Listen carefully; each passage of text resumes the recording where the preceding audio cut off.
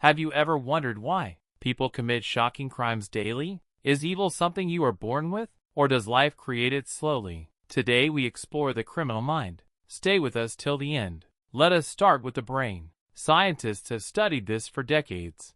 The prefrontal cortex controls our impulses. In many offenders, it is underdeveloped. Poor decisions then feel completely normal. They cannot think through their consequences. Brain scans of violent criminals revealed damage.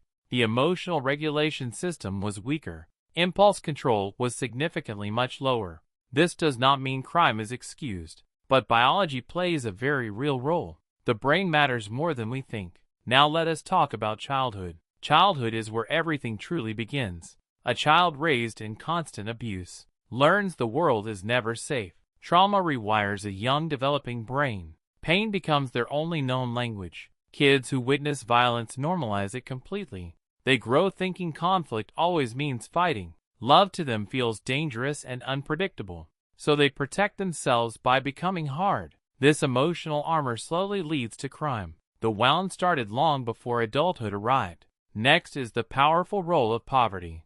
Poverty alone does not create criminals though, but desperation pushes people toward crime fast. When survival feels impossible, the rules bend. A hungry child steals without feeling guilt. A desperate parent does unimaginable dark things. Poverty also limits access to education. Without education, opportunities become incredibly rare. Frustration builds when society feels completely closed. Anger turns outward when all hope disappears. This is not an excuse for crime, but it remains a very powerful factor. Now let us discuss the social environment. The people around us deeply shape us. Growing up in gang-dominated neighborhoods exposes children to crime as normal life. Peer pressure among teenagers is dangerously strong. Belonging to a group overrides personal morality. If your heroes are criminals, you follow. If crime brings respect, it becomes attractive. Social learning theory explains this very clearly.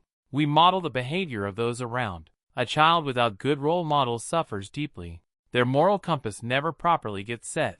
Mental illness is another critical piece here. Many inmates struggle with undiagnosed mental conditions. Untreated schizophrenia and severe depression really matter. Without treatment, reality becomes distorted and frightening. Paranoia can drive someone toward dangerous extremes. Suffering without help pushes people to the edge. Most mentally ill people never commit crimes, but untreated illness combined with other factors can slowly create a path toward crime.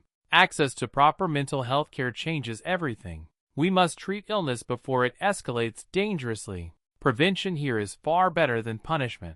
Genetics also play a surprisingly complex role. Scientists discovered a gene called MAOA. It has been strongly linked to aggression. Some people are simply genetically wired differently. But genes are never anyone's final destiny. The environment still determines how those genes express. A child with this gene, but raised in a loving and stable home, will most likely grow up completely fine.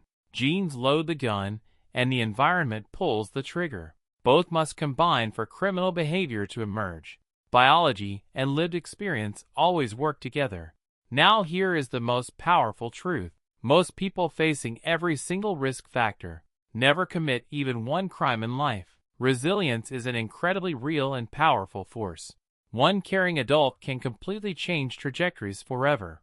A teacher, a mentor, a loving parent. Connection is the greatest crime prevention tool. When people feel truly seen and valued, they are far less likely to harm others. Community purpose and belonging genuinely heal broken people. Prevention always works far better than punishment alone. Invest deeply in people before crime happens. So what truly creates a criminal mind? It is biology colliding with deep trauma. It is poverty meeting untreated mental illness. It is isolation, hopelessness, and shattered social bonds. No one is simply born completely evil. People are shaped by forces far beyond themselves. Understanding this never excuses any criminal behavior. Victims always deserve justice, healing, and acknowledgement. But understanding helps us prevent so much future harm. Society must urgently address these deep root causes, because punishment alone has truly never solved anything. Real lasting change starts long before any crime. If this video made you think differently, please comment